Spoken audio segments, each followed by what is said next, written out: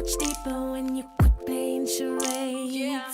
You act so cool, but underneath you seem afraid. There's something sweet about your eyes when you feel safe. Yeah. But you keep running away. Owe it to yourself to dare. Just try to open up and show someone you care. You might not be.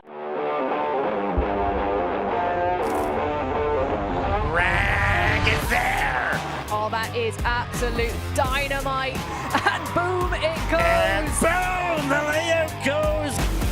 Slusta and Decran are on the move. To Decran!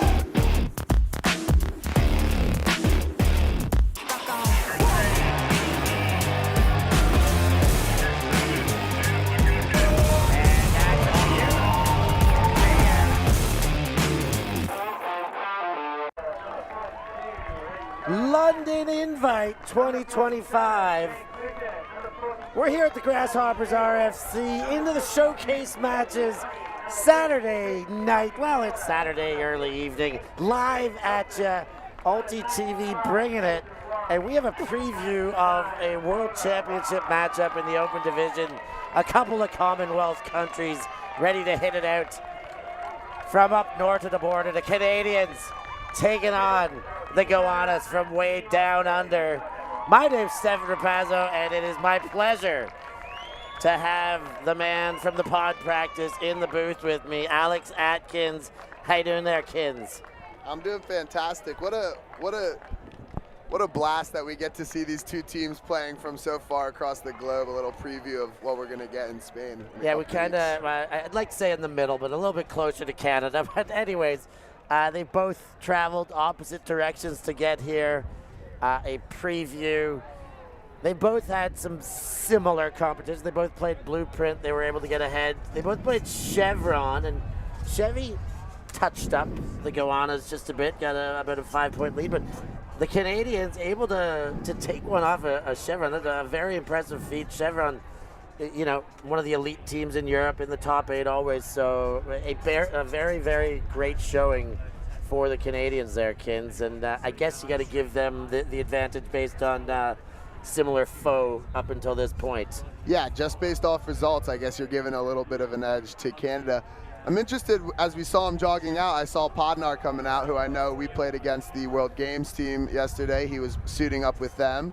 So I wonder, is he doing the double dip for all the games, or is he coming over for just the showcase game? Yeah, that's a good question, but I do think that he is an alternate, so as such, this has now become his priority.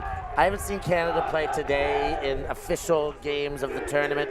Perhaps he was playing yesterday only. Good question. Perhaps there's people in the chat who can help us with that question as we get into this game. The all-knowing chat is forever helpful. The all-knowing chat, it really gets it done. It's the good stuff indeed. So we're moments away from getting going here. The weather has been ferocious all day today, Kins. Yeah, there's definitely a pretty stiff wind here going, I guess, right to left on your screen, I believe.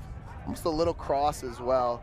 So we'll see. I was watching a little bit of the Australian team play against Chevron earlier, and they were doing pretty good in the wind. They were like missing a couple of chances to finish up the point. Like, I was watching this pretty long break point, but they had a lot of players who were able to take good throws in the wind. So, you know, just speaks to the level that these kids are at nowadays. Yeah, you see some Belgians in the chat. I mean, Sofiane Bontemps, part of the Belgian under-24 team. There'll be a lot of under-24 teams around the globe watching this one very carefully.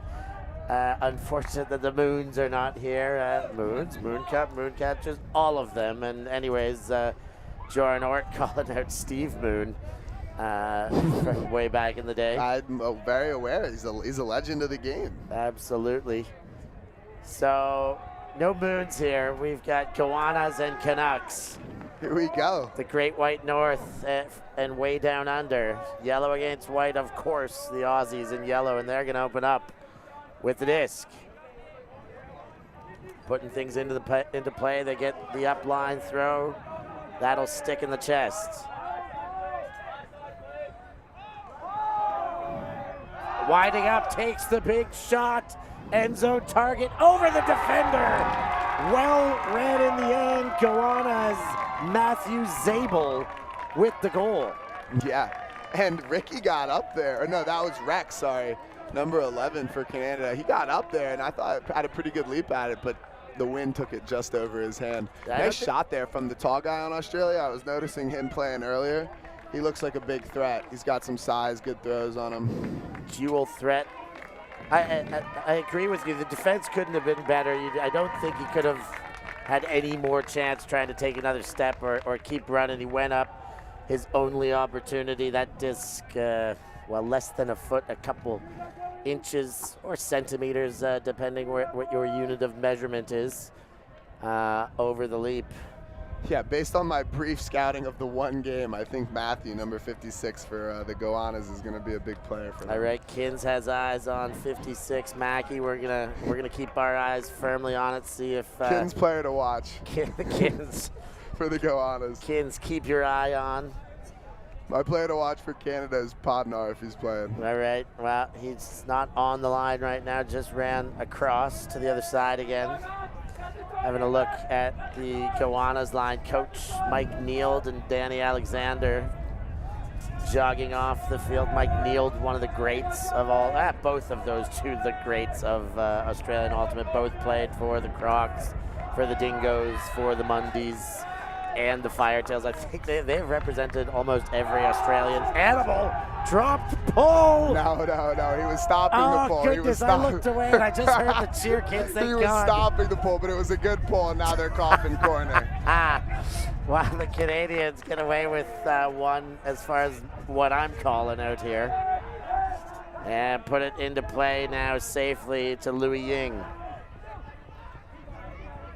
Into the middle of the field. Brichet, and puts it up to McFadden. Malcolm Brichet is a dual passport holder, I believe, Frenchman as well. It was part of the French mixed coaching staff at Australia and the Gold Coast on the mixed team. Wind up delivery with the offside hand. Brichet goes into the middle. Ricky Tran. Tran flips, leads to the corner, gets it into the hands of Stonehouse. And Stonehouse does chase it down in the corner. His trademark mullet and wraparound lenses cash in a reciprocating hold for the Canucks.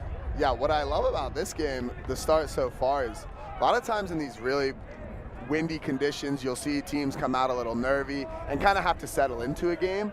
But 2 clean holds there, I think, shows a lot of poise from both of these young teams, which is impressive at this age. Like, I just don't think I see that a lot, especially after the hype of what some thought was a dropped pull, but this layout like pull save and stuck in the coffin corner, showing a lot of commitment as a team to work it up the field, and no turnovers through 2 points, I think, is a great start. Great start. Last year at under 24s, I remember Stonehouse's, the back of his mullet was dyed red. He's kept the natural tones this time around. And on the first point of possession for the Canadians, those luscious back locks getting the job done. He's really growing up in front of our eyes. 6 minutes in, 1 apiece. Wind blowing as it has all day long. This is the only pitch that is perpendicular orientation to the other 3, so it is a bit more sideline to sideline here than end zone to end zone, but diagonal all the same. Goannas from their end find the middle, get a little pace to run under that one. Honey has been all over the stat sheet for the Goannas. Turn around, give to Batoon. Leads to Phillip, and Phillip goes to Bethune again. Low throw, good delivery. Phillip fires, goal again. We've got some tidy offense, and like you said, Kins, these guys came ready to play. No nerves for the youth. I am so impressed. I watched the Australian team playing Chevron earlier, and I watched a single point because it was like 10 minutes, and there were about 10 turns. And these two teams have come out so clean. It's really impressive. Yeah, love to see it. Great shimmy shake there by Patty Bethune. You love like all the skills that these kids have now, like at under 24, you know, like throughout the whole O-line, they're throwing these like nice different players throwing low release flicks, out breaks, out around. They're going quick give and goes in the middle. We saw the nice shot from the 56 to start the point. They're just so well rounded, and it's good for the game to get that kind of play. Yeah, and I say a lot of that is the development of the game and the broadcast of the game and the visibility. They get to see great players. They get to emulate the way great players move. And I always say moves like that, like the Jimmy Shimmy that became a thing. It was a great rhyming scheme, but then people really did kind of like, I want to shimmy like him, like that guy. He does this one particular move to get loose, and now there's so many things that so many players have unique that are trying to be emulated, and younger kids are doing it. Was that another drop pull, kids? All right, I'm with you now. I'm with you now, people. And now we see a little bit of a zone here from the Australians. Junk it up. Let's see if the wrinkle works. Bolin goes to the corner and gets it again on the up line. Now distribution, McFadden. Ooh, up line, and there's our first turn of the game. Goes the way of Australian advantage. They'll pick up at about the midway mark, just a bit beyond. Firing straight away. The chase, they've got meters. He went up early and no second chance available. That was Sasha Bell. Could have taken him a couple more steps maybe. Did he feel the defense? Definitely felt the defense and got a little antsy for that one. So Canada, second chance to hold. And they're back in the zone. I do like that in the transition. Yeah, they were in good position as it went like deep into the end zone. They could wait for the walk back, but I like the organization. Miller gains meters on that throw to McFadden. McFadden spinning, looking for something, anything, please. Wind up and delivery. There was a layout on the mark. It didn't hit, and wow, what a take. I love the bid too, but LaBelle gets up and throws the assist. That take was ridiculous. Dax Miller with the score, but we got a conversation. Just whether or not he was in, I think. Well, that was a close one.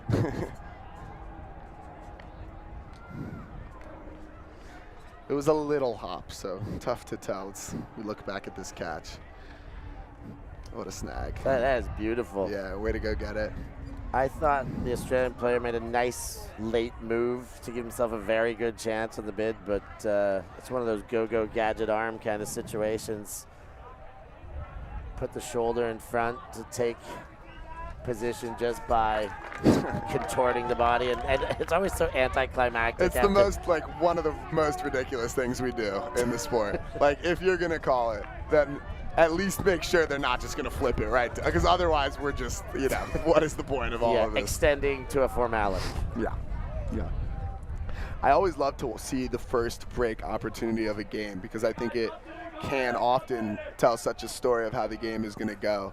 Because I know, having played a lot of offense, that first break opportunity that you give the other team shows a lot about how they're going to work it, and it also can set a lot of the tone for the pressure you're going to feel for the rest of the game on offense. Because if they get the disc and put it in, you start to feel a little bit more pressure because you don't want to turn it over and give this D-line that's shown their opportunity, like, to take advantage of their opportunities. Whereas when they don't convert like that, you kind of loosen up because you're like, okay, even if we do turn it over, there's maybe a chance we're going to get it back. Yeah, so clean holds to start for 3 points in a row. A dirty hold there, the first turn, and then 2 turns in the game. All said, we're trading. Canada, Australia, 2-2 just about 12 minutes into the game. Nice. That is a great pull fielding. Bounced into the guts there. And Australia. Oh, that throw a little beyond, and Bethune apologizes for it. It wasn't far off, but he knew that that was imperfect. On the pickup, Belus to Podnar. Podnar fires and hits, not quite in. Straddled as he caught. And the next throw from Miles Wong is good. And that is the first break of the game, and that goes to the Canucks. Yeah, and see, that's the kind of thing that I'm talking about. I think that's a big momentum win for Canada, because they showed they are able to take advantage of the opportunity once they get the disc. I like that Podnar is out there. I don't know if he is always going to be playing D or what, but that's obviously a Kins player to watch. You're putting that guy on D. You're happy when you're going to be able to convert. And I think it just sets a real tone for the game. Like, now the Australian O-line is thinking, hey, we can't give these guys too many chances. Whereas the Canadians are still thinking, like if we give them the disc, maybe we're still going to get it back. And so I just think it can add and take away a lot of pressure for both O-lines. Love the analysis, as Canada have, generated the turn on the last point, so proving that their pressure is worthy of generating. And that time, whether it was felt or not, it was a unforced error. It was a throwing error, but not totally unforced. I mean, it was in a center seam. It was in some congestion. Potentially a decision error rather than a mechanics error, but any which way, Canada hopped on it and punished for it. Yeah. I mean, I think both of those first turnovers were more like. I love commentating here, because you get the people coming up like right up to you while you're doing the commentating. You're not like up in a booth or anything. We're ground level here. We're chit-chatting with the players. We're one with the people. John Phillip just came over.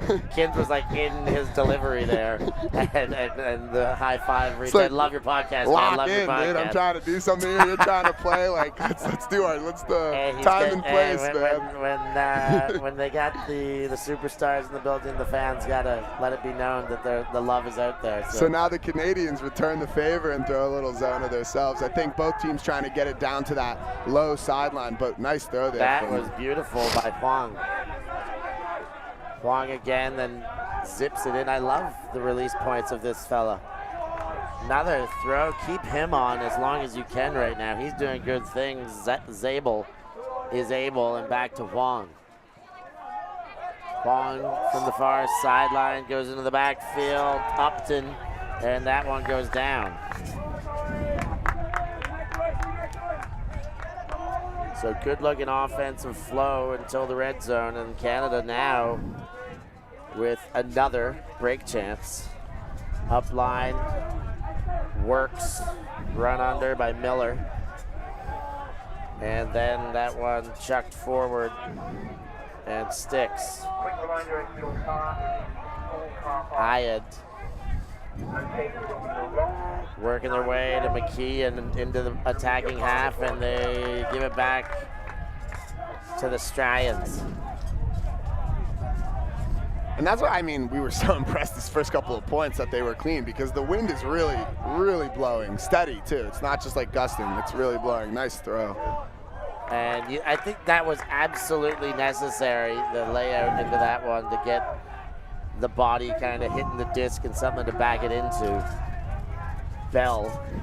Yeah, everyone needs to know, as soon as someone lays out, I think that one was necessary. As soon as someone lays out, such classic ultimate players, we got to know whether or not it was gratuitous or not. Yeah, Calder laid out for the second one, and the ensuing throw turns again. So now we're kind of settling into this game a bit. Normally we settle the other way. Then it starts sloppy and then tidies up. This one started super tidy and is kind of now, maybe it's the defense that's settling now.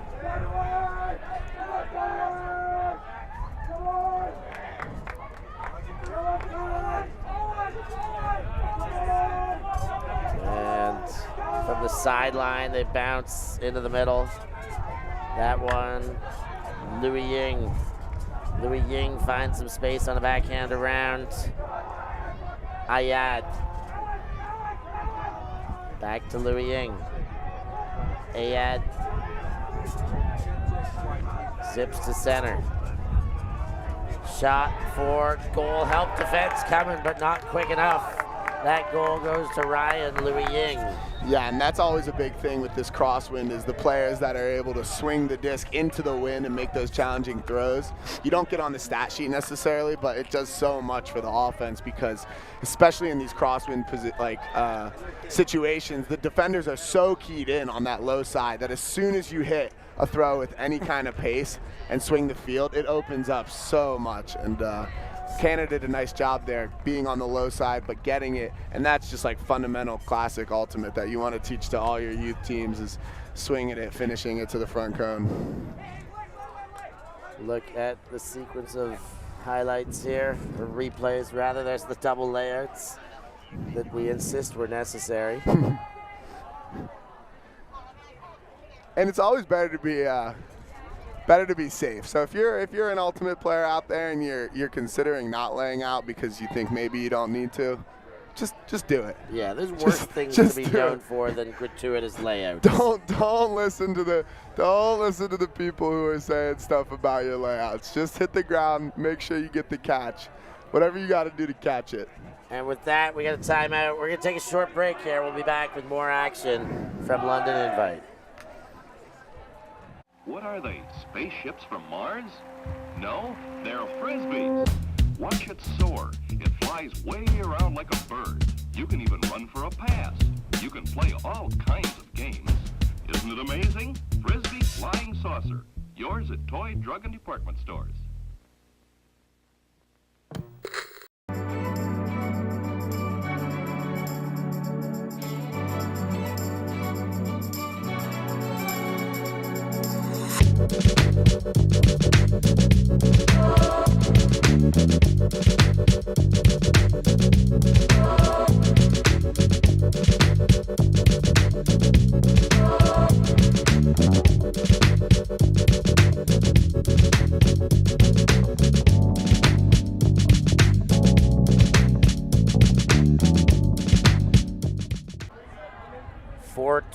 Canada on top of Australia, both under 24 teams here at London Invite.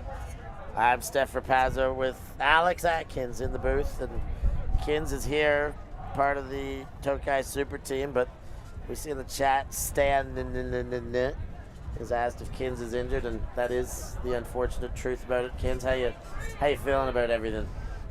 Loaded question these days. Just that, all the feels. Yeah, obviously it is unfortunate. We were looking forward to play with the team and everything, but such is life. You play the cards you're dealt and keep going. That's a lovely attitude because it's the only way forward. You can no going back in time, but unavailable. Kins will be back. I really like the way Thomas Lee does the double spin after. He lets his momentum continue after he throws the disc. It shows to me that he's loose and fluid as he pulls. Like the Tasmanian devil, yeah, he drill gives a one hole extra into the ground. Yeah, I like that. I like that a lot.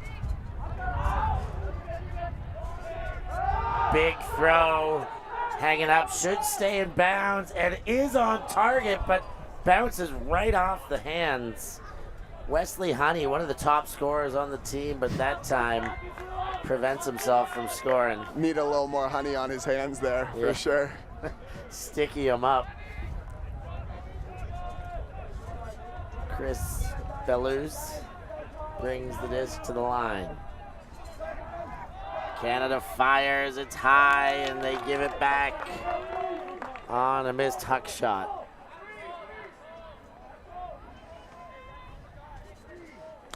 Yeah, so far the difference really just being Canada's D-line's ability to work the disc in. That first opportunity Australia had just missed the mark, and they haven't really had any more opportunities since then. Across the field there. And Australia working behind the disc. From that handler space, Noah Moss.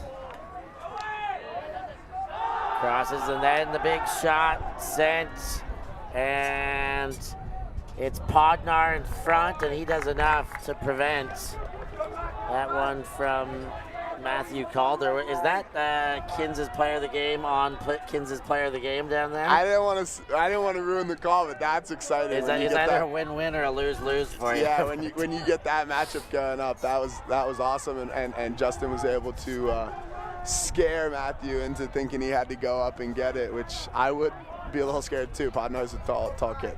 Yeah, and he's taking off now. Podnar the other way. That is FlikUlti is going to have some company, but besides the company, the sideline wins the battle. Out of bounds, Australia will take over.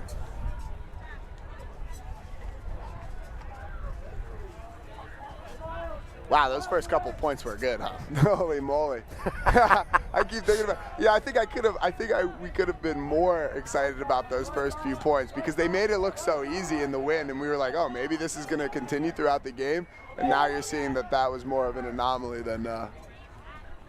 Everything was working there. We're still getting the double Kins players to watch going at it, and the slide catch was great. The throw had a bit too much mustard on it.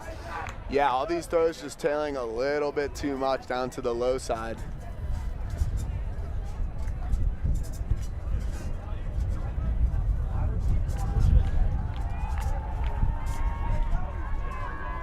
So jogged back into the line. Christian Blues. Could be Bellis. High, Callahan chance. Not quite Callahan, but turnover and break to score. That was huge for the Goannas. They stemmed the flow there. Put a third on the board. Boy, did they need it after 3 in a row against. Yeah, especially the longer those points get, the more they feel like more than just 1 point for momentum. And when you get it like that in like a little bit of an exciting way, we'll see if Australia is able to carry that energy into the next point. The showcase pitch filling up now. Women's round done. Mixed rounds warming up for the final of the day. But starting to get some energy, some ambiance here on the main pitch. You know, I always wonder in each game that I play when I spectate, like, when is the line that you start to huck it more? How much more are you hucking it than normal, like with the wind conditions, because it's just better to play a little bit more for field position? Because you never know, like some teams, they take the, like, we're going to be able to work it and whatever, and some teams go with the, they lose all their ego and we're just going to huck it, play D. And it's always like an interesting strategic point to watch when teams are going to start doing it. Yeah, there were a lot of hucks that point. Yeah, a lot, and I'm with you. I mean, this win wreaks havoc. Everybody, you know, a lot of teams will start with the mentality of beating wind by small ball on it and keeping it conservative, easier throws to catch or shorter distance throws. But there's a lot to be said for airing it out, particularly if you got big targets that can bail out some swill. And then, yeah, you know, punt and pin, air it out and play some defense. Make sure if you make an error, it's not right in front of your end zone. Especially gets interesting, like now we look at this zone because it's a little bit more, you know, it's harder to air it out because you have the deep help here. You're more like wanting to move it small because people aren't as, you know, covered in the backfield. Appreciate. Spinning around. Gets one through, but the layout gets the D. Not Max Miller, Daniel Roberts credited. Yeah. And we might have a taco disc out there.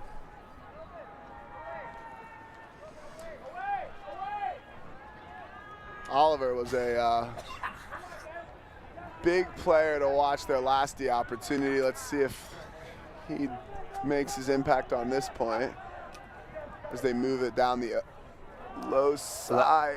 Oh, did it work, Kins? I believe there's a little bit of, yeah, it did. ZZ Top, Zachary Zabel with the goal. Yeah, so they were able to take a little bit of that momentum, and that's kind of That's a break. That is a break, and it's the interesting thing we were talking about there because Australia elected to throw the zone, which made Canada feel like they were going to move it, small ball, work it up, some easier passes, and Australia ended up getting a very good field position there, not having to work it more than like the brick, really, and. I wonder if they're going to go back to it here, go back to the zone, or if they're going to switch it up to person. I think I would stay with it if I was Australia here.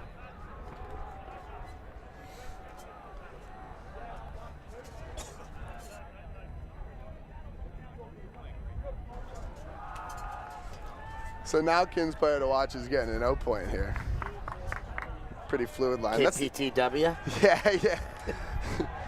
That's the other thing I like to, you see a lot of the standard O and D lines, but I'm always curious to see like what the line structures are gonna be for different teams because such a rabbit hole that you can go down with different ways to call lines. I mean, there's an infinite amount of possibilities, and it's just a fun thing to watch. And I think that more teams are starting to play around with it a little bit more, mess around with it.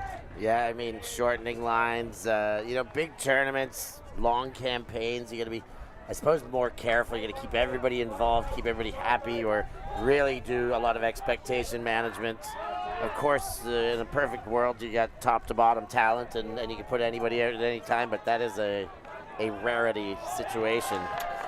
As we get another turn there. Yeah, the zone is working. The zone is working. Aussie zone, they are in the zone now. And I think let's see if they're able to work it. But I think a shot here is good. There you go. They're listening to you, Kins. They don't get it, but they get great field position, even on the MAC at the end. Right. I think that shot in less windy conditions is something you're maybe not looking to throw, but in these conditions, I think that's a good look because the percentages are just more in your favor if you're getting the field position. And yeah, the other thing about lines is like we were talking about with the talent and the depth of talent going up. I mean, that's a huge variable on how you're calling lines and definitely should have an impact on, the way you're deciding to call players out into the field. Yes, we've getting some confirmation. Games are 70 minutes long or to 15, half at 8, 2 timeouts per team. Canada move it past the midway mark. Pettenuzzo, the top scorer and stat getter for Canada. I believe he's top 3 in the entire division. But it's Podnar on the sideline now trying to find a way out of a tight wrapping zone. Could he possibly be calling a double team? No, I believe he called it a timeout, and now they're trying to figure out what the stall is at. That's the Kins assessment of the situation. Kin's assessment of the situation. That could be Cats if we omit the small article of the Cats. Kin's assessment of the situation is right. We've got a timeout. I'm sure they know the stall count out there, and I know we're going to leave you with some words from our wonderful supporters and be back with more action before you know it.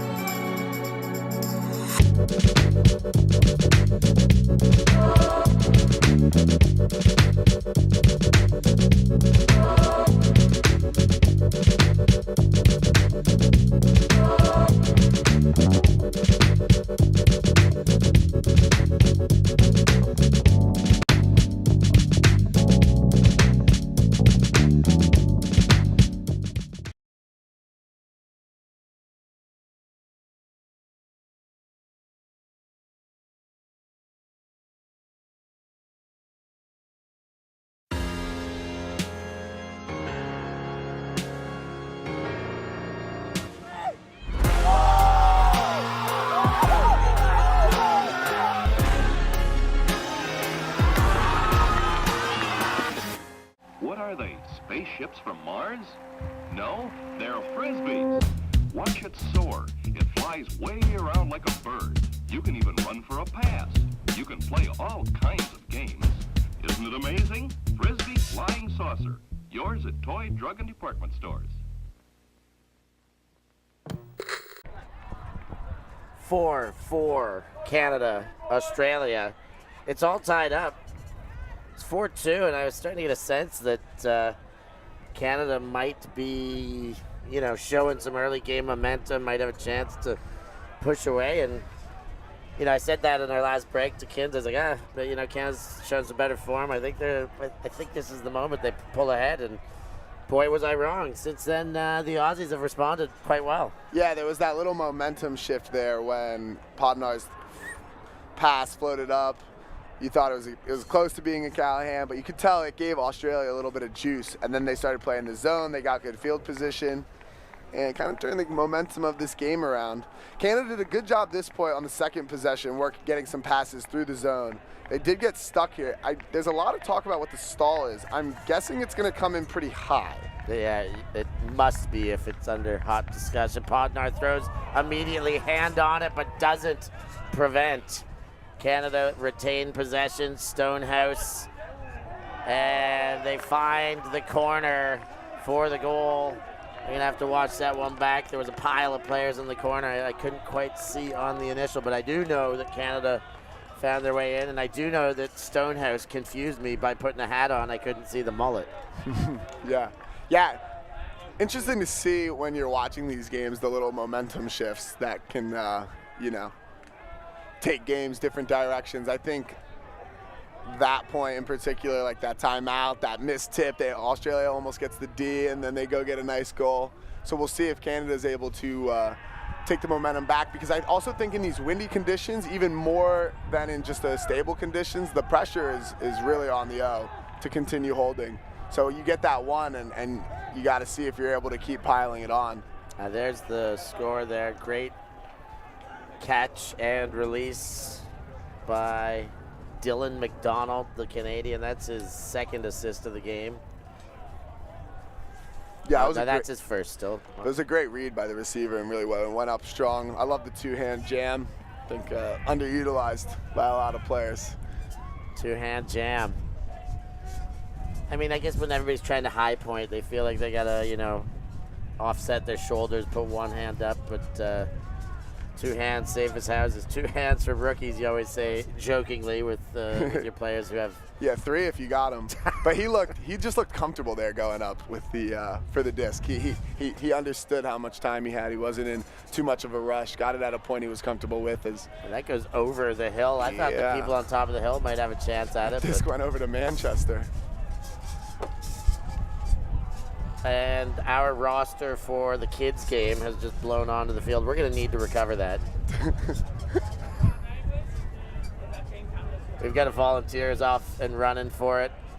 Got this guy in a cast running across the field. And we had a wait on that, I'll be honest. That was a major gust win. Big round of applause for that volunteer. At least a round of applause for those of you back home. Great job. Wonderful volunteers here at London Invite. Great tournament so far. And, you know, the Tokay SuperTeam took a loss, and that takes some attention. I will not talk about it too much because they're up next, but does not detract from my experience here. It's been a wonderful time as we settle in further to this Commonwealth Classic. Motions the hammer. Come on, show us that hammer. Show us that hammer. Both teams setting us into the zone here. Looking like we are deciding that that's going to be what's the defensive choice. Nice throw over the top there from 12. And back over to Moss. Moss looking into the defense, finds another completion, only just came barreling through that Dungy. And back to Moss. Moss throws the around. Phillip runs into it and gets the gainer. to Dungy, right into the middle now. Ooh, high release flick. Is it floating too much? No, it was just mishandled. Kind of got spun around, but in any sense, unable to hang on to that for Australia, and Canada will take over possession. And you get the D-line sub in due to the injury. So they're gonna sub in some offensive superpower here to help convert this break. What do you think? Should we allow subbing on points? I think. I mean, what else can you do? Make him play broken? No, I'm just saying, like, if you call a timeout, like, should there be more mechanisms for subbing new players onto the field? Yeah, I mean, these kind of wrinkles in the game I've heard, and I could entertain something like that with a bit more frequency. Like, I don't know if I'd want 7 fresh players out there after a timeout, but, you know, 1 or 2 or something like this, I could entertain seeing what it looks like. Boosted deep. I don't think it'll come back. It certainly won't come back with the bid from Noah Moss. That's the dream of a D-line chaser. Well, not a D-line chaser, but someone playing D, because the offender has to toe the line and wait for it, and you just get to come flying in for the block. This is a great one, too. As Australia take over deep in their end. Centered. And there must be a pick, suspiciously open, as they say. Well, they're playing zone, so I don't think it was a pick. I think right. it was a foul. I think there was some sort of contact, that someone was crashing through the cup to stop the play. Because if someone called a pick in the zone, I'd get pretty heated. I've seen it only maybe once in all my days. The rare zone pick. Matthew Zabel puts it into play. And Australia moves it very near to half now. As the calls begin to increase, he's calling a foul as the receiver. The receiver is calling a foul, saying the defender used a little too much body to take the line to the disc. And I don't know, I thought he had a, yeah, he is retracting it, and he's getting told where to go. That's always tough, but.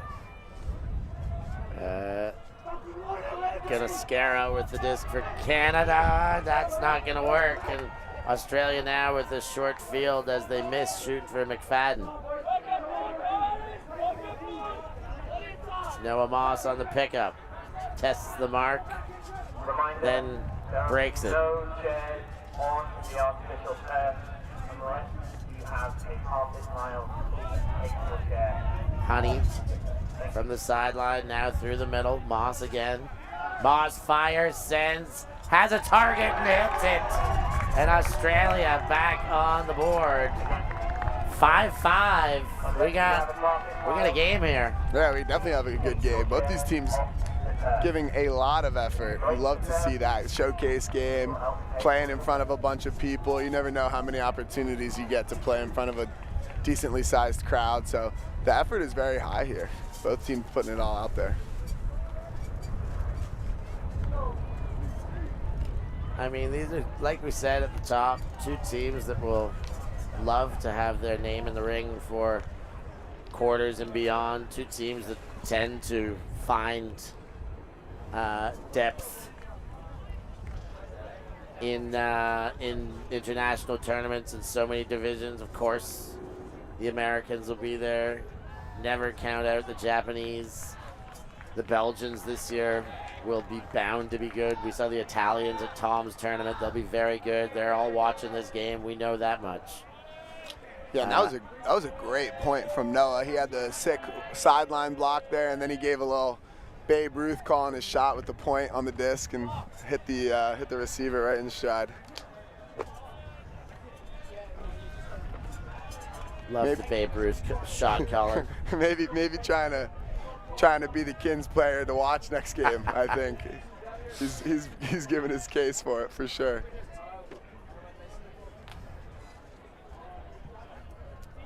Here's the pull. And the roll. A sliding tackle attempt by Stonehouse. I love to see that. Yeah, this is going to be tough. So Australia going person, but still now going to be difficult for Canada to get out of this low side. Try to, ooh, and they do find Brichet. Just enough room to squeeze past the defense. Led forward. Pettinuzzo. Back to Brichet. Brichet finds middle. Sengal. Brichet. Offhand leads forward.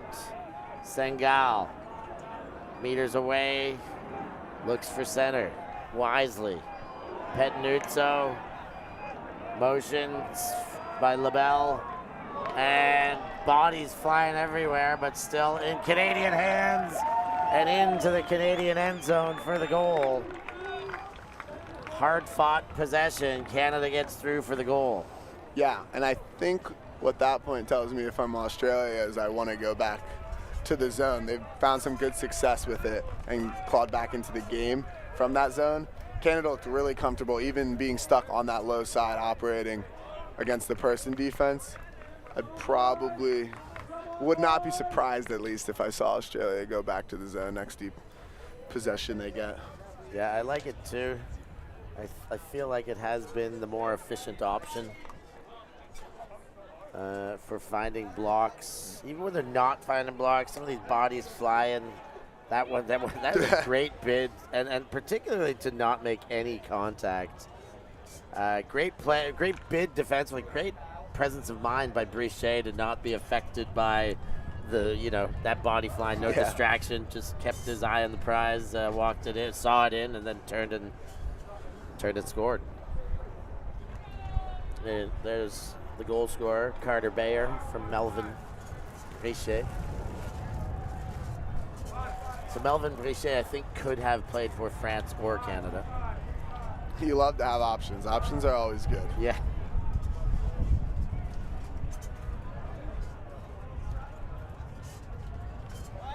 Well, these two coaches, I think head coaches of both these teams, Mike Neild and Morgan Hibbert, they would have hit out, played against each other many a time as well. Two greats, most of their work done in the open division on either side of the globe. And they're hitting it out tactically.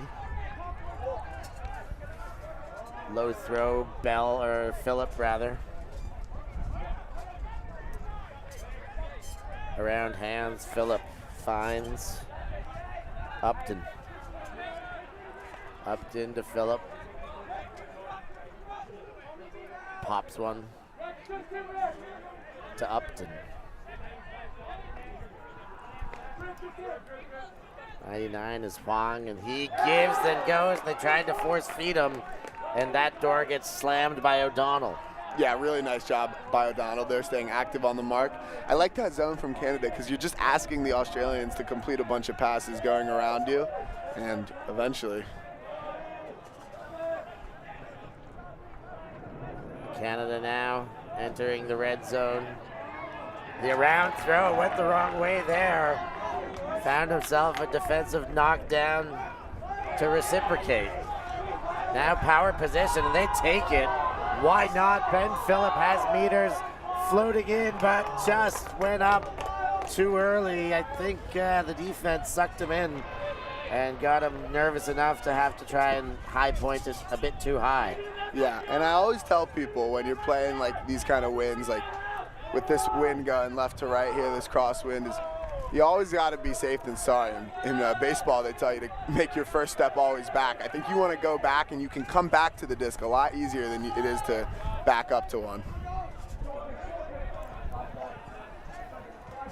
And Canada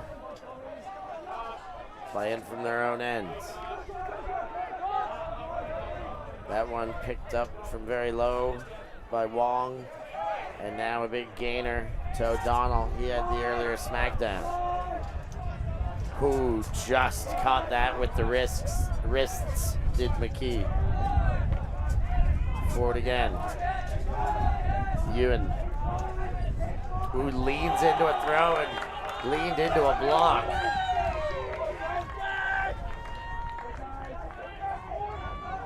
Yeah, really nice. Really nice kick block there from Jake Upton. Wow. Active feet, got the toes on it. Super reflexes. That was like, it was like almost late too. It was casual. I thought he was good. He looked good upper body. He was leaning, but he's got all limbs working today. Upton thinking about going uptown. No, goes downtown to the backfield. Philip crosses, finds himself Sasha Bell. Huang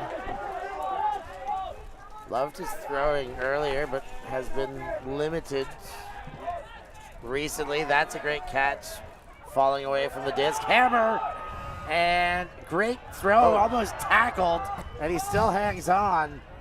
And Philip chisels forward, but still not in. Philip now just spinning around looking for anything and gets himself Upton. Philip.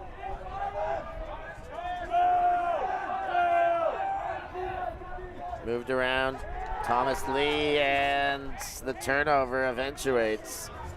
Canada will take over. Australia did good to move it near, but couldn't finish the job.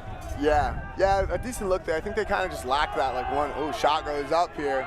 We got 2-on-1. The one Canadian rises above both and takes it down. Griffin McKee kicks it out. McDonald. He's all eyes on end zone. Now he's turned and isolated the dump. Now one going over top of everything. That looks good. It is. 2 options were available, only one. McDonald punts it, and Canada break to take another lead. Never mind, that's not a break, that's a hold. Yeah, they just came all the way the other way. Yeah. Loving the 2-hand jam there too on the reception. Yeah, with 2 bodies on. Yeah. Just so secure, and you might as well. If you're going up there, you don't have to go for anything special, not too high, but really nice catch there in the wind, because it can be tough to read those discs bouncing up and down. They can drop quickly, they can lift. Really nice reception there.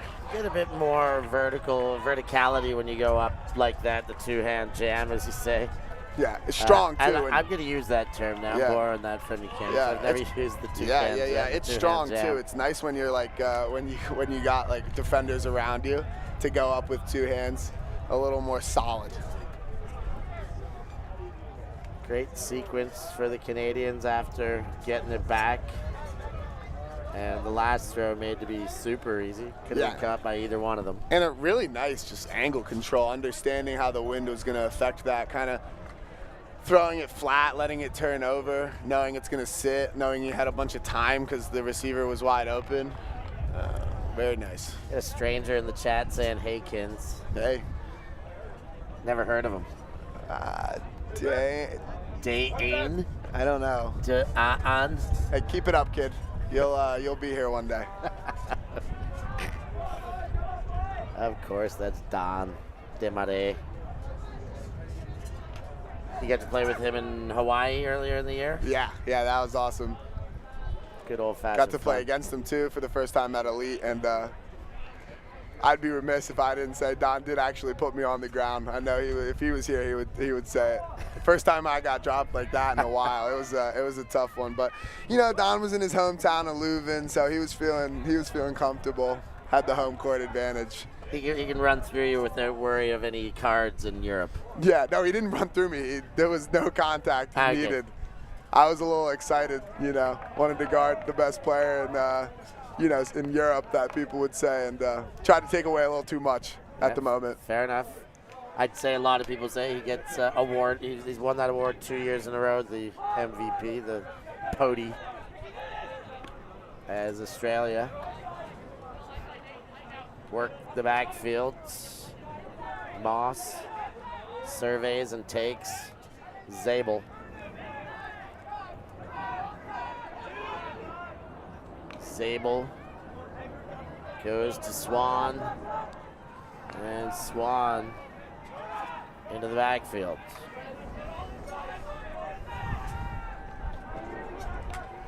Australians looking calm enough, but not much to look at upfield.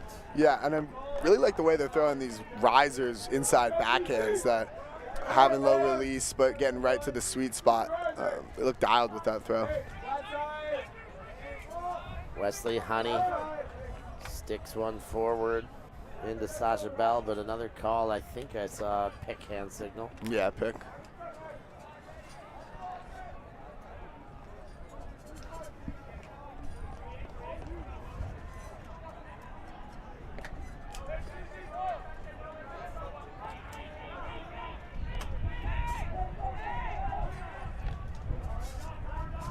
And Moss leads reception by Honey.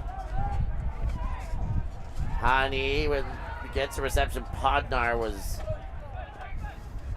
really putting the hand in the cookie jar. That one pops through, and unfortunate, Moss couldn't hang on to that.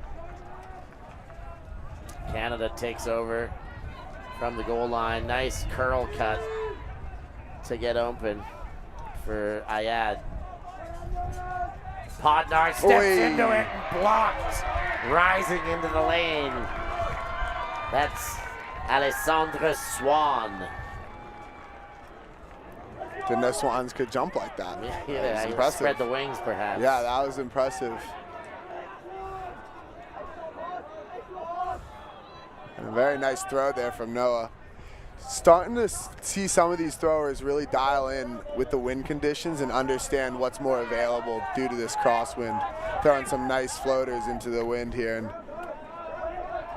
Swan dumps back to Moss. Moss points, throws the hammer. Looks good. It is good. What a shot. The hammer from Moss hits the spot, and Zabel cashes in. What a throw, kids. yeah, and just like I was saying, he's really starting to dial in with the throw.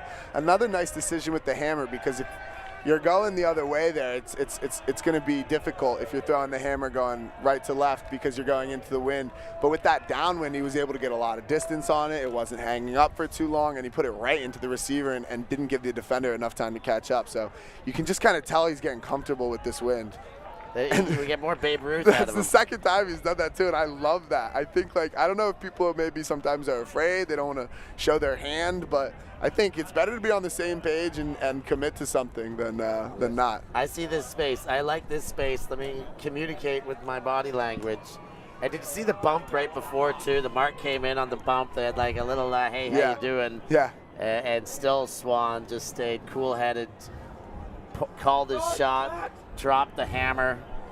Yeah, that was nice. On a dime. That was nice. So we kind of saw like an early maybe beginner's luck, then a regression, and now I think some more settling into the conditions. There was like the miss on the a little miss execution on the front of the end zone, but really some of these kids are getting dialed in. That's what we have on. Check with the scorekeeper. That's what we have on stats. Yeah, our scorekeeper says 6-6 or 7-6 still Canada.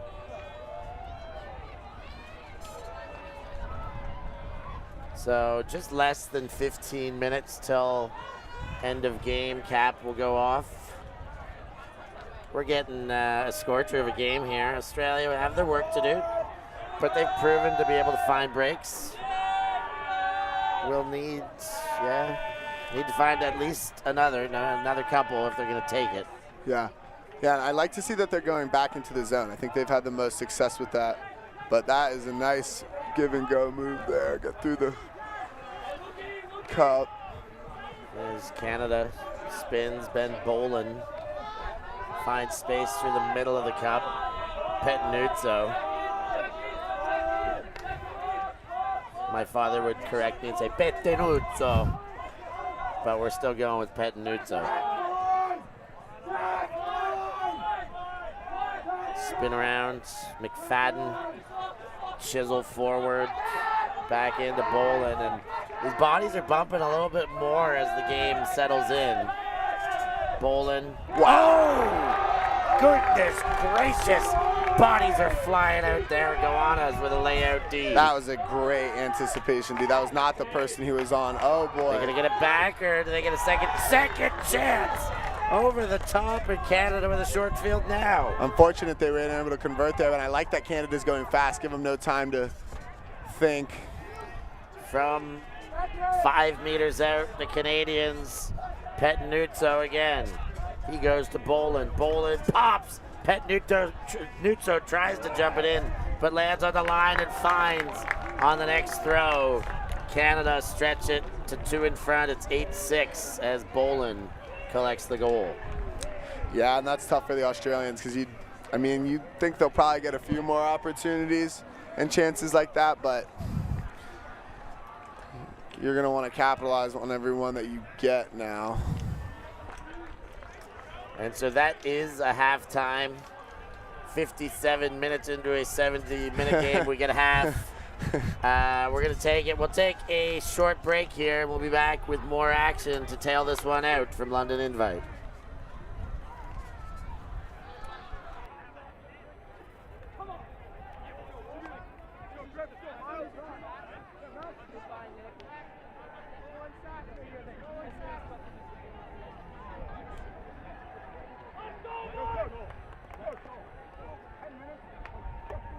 What are they? What are they? Spaceships from Mars? No, they're frisbees. Watch it soar. It flies way around like a bird. You can even run for a pass. You can play all kinds of games. Isn't it amazing? Frisbee Flying Saucer. Yours at toy, drug, and department stores. I worked for a Michelin star chef making gelato in Paris. I had my own restaurant in Nicaragua and a food truck in Australia. Why wouldn't you watch me eat? Check out my YouTube channel.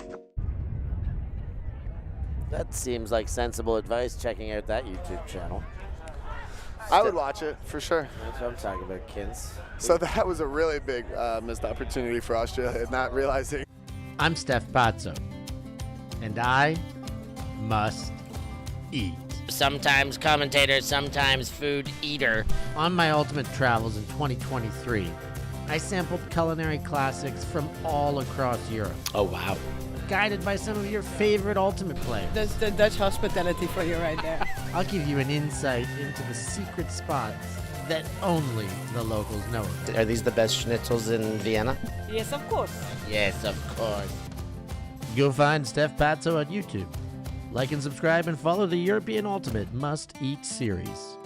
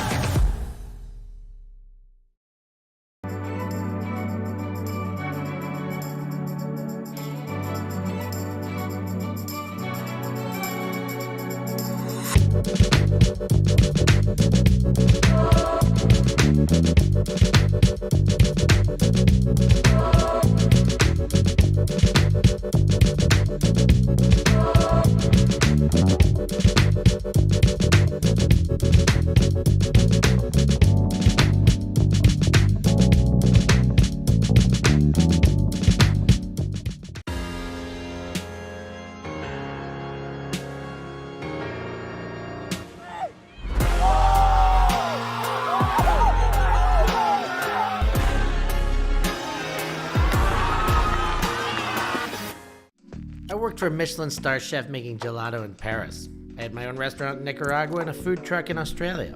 Why wouldn't you watch me eat? Check out my YouTube channel.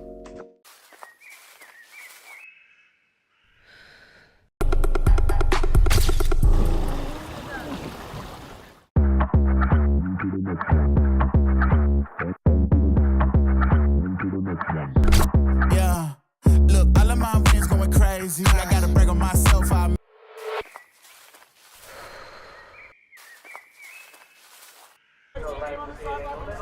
8-6, Canada take half. We were in, we were out. We needed to show you a couple more ads. Maybe let you know that I have a YouTube channel 3 times. In case you hadn't heard. But love all the words from the great people who support the event. Spin, ByCardenas, and everything in between. We've had, we couldn't do all this without the sponsors, so they definitely need their burn. And for you spectators, when you're considering any of these services, make sure you consider the people who back the sport. It's 8-6 Kins. Australia felt like have been really fighting tooth and nail and have done a good job hanging in this one. I think Canada's been just a bit sharper, just a bit tidier, but Australia's not letting them run off with it. No. Definitely. Every point is going to matter here as we have only, 8 minutes less than. Yeah, so be interested to see if they stay with the zone because it has been working, but sometimes can take a little bit longer to get the disc if you're in the zone. But I think it looks like they are staying with it and going with a 4. The kind of a bit of a different formation here, I think. Yeah, it's a tough one at the end of the game, like just to speed things up when you're behind. You got to keep it within 1 if you're going to extend the game. Speeding things up and trying to do the things that are very difficult to do faster is usually never a good idea. I think you got to stick with what's worked best for you over the course of the game, but it's Canada trying to find their way in and make the chances even less for Australia to extend. They're in the red zone now. Pazzo. Yeah, I've been loving the way he's been attacking and crashing the cup, getting Canada out of some jams and hey. I love do a lot of coaching and you see the classic call and then okay, I'll just start playing when I want to, which is always a funny one to see. Yeah. Max thought he could maybe get out of a low side trap just by potentially throwing the disc and wait, there's discussion. What are we talking about here? And another thing, if you're Australia here, I think you want to keep this discussion as short as possible. I don't think you want to bring this third player in. I think you want to be cognizant of the time and okay, Max, this is what you think sounds good. Well, let's start playing. Yeah, no translation needed between these two. We're all speaking English out there. Australians are pretty tough to understand sometimes. Yeah. If I'm on the sideline here, I'm telling them to let's move this along. This is not a conversation you want to be having. As the Crikey, mate. Let's just stop talking, start playing. I didn't hold the accent there for the rest of it after crikey. But they're still yapping, and again, the longer the conversation goes, the more benefit for Canada. Yeah. Pazzo goes back, and we're finally back into place. Stonehouse goes to Pazzo. He goes straight back. And again, Pazzo is the center handler. He finds a great find. Splits the field there. Gets it into the hands of Bayer. And the rest is just working it up the sideline in for the goals. And it's Brichet who gives a late punt spike. And they're up 3 now with less than 5 to play. Yeah, Max had himself a nice little point there. Seems like he didn't really love the conversation he was having on the sideline, and let the Australians know about it. I wonder how many words. There seemed like a lot. It seemed like a lot of words. Don't have the count on it. Seemed like a good amount of words. I need a word count, Kins. Yes, I didn't really realize at the time, but that opportunity they had after the huge layout D right before half was. Well, yeah, it seems even bigger now, doesn't it? That seemed like kind of the last real opportunity they were going to have. I mean, the game's never over until it's over, but now they got to do some pretty quick work here, get it upwind, and start converting on some of these breaks. You know, in Tournament Ultimate, it happens a lot less in the U.S. where there's games that are like stuck into time slots that can't play to a winner. When you really jam your tournament into time slots and you have to honor them, it's a lot easier to sit on the lead and win the game out. That's just so important to come out on top in these games, to have a great opening sequence, not put yourself in a hole, because catching up it's something you can stay patient with mostly. You can stay in it, you can keep trading, you can find your breaks late, you can prevent them from winning it late in the game. But in a game like this, you don't have to prevent them from winning it. They can just win by being ahead. Yeah. It's a good point. It's a huge how you come out, and Canada did come out leading and was able to hold on. They've never been behind. No. Well, okay. The trading, they've been behind 1-0 and 2-1. Oh, right at the beginning, the very but clean never beginning. been. Now, Canada, I like throwing the zone, really asking the Australians to work it because you're playing the time leverage there. Exactly. They're wisely implementing, slowing things down when they know time's on their side. Moss goes to center, puts it in the middle. Dungy goes back to Moss. Moss points. Last time we saw a hammer.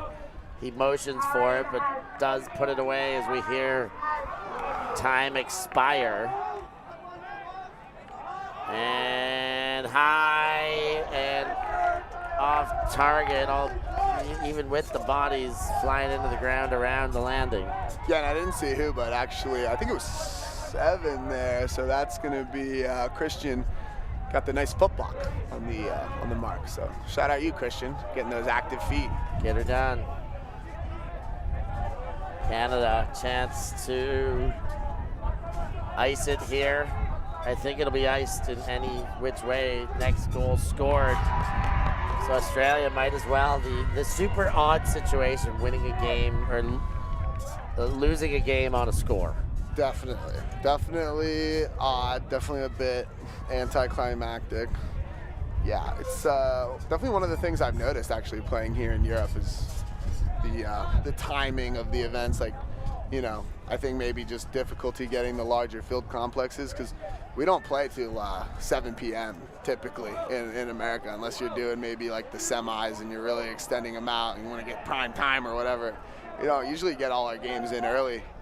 It's been an adjustment. An adjustment for sure coming over here and playing the whole day with longer breaks in between, navigating different warm-ups and all the things different teams have to go through to get ready for each game. It's interesting. Good experience. Love to hear that. It is. It's always interesting hearing other people get, international cultural exposure. It's very different as the Australians score, but that game is over, and I think they all realize. Yes, I'm hoping so. Indeed, but am I sure? It is over. 9-7. Time has expired. But we've had a game already where it was not necessarily realized. And the Canadians definitely know it. We won this game. We're lining up. So they take the big win. They win the pool here. And the Canadians will have to hope for some luck in the other score if they're going to advance. But great game. Up next, the Tokay SuperTeam. There they are in their beautiful purple. They're taking on the USA World Games teams. In most people's opinions, the best team in the world.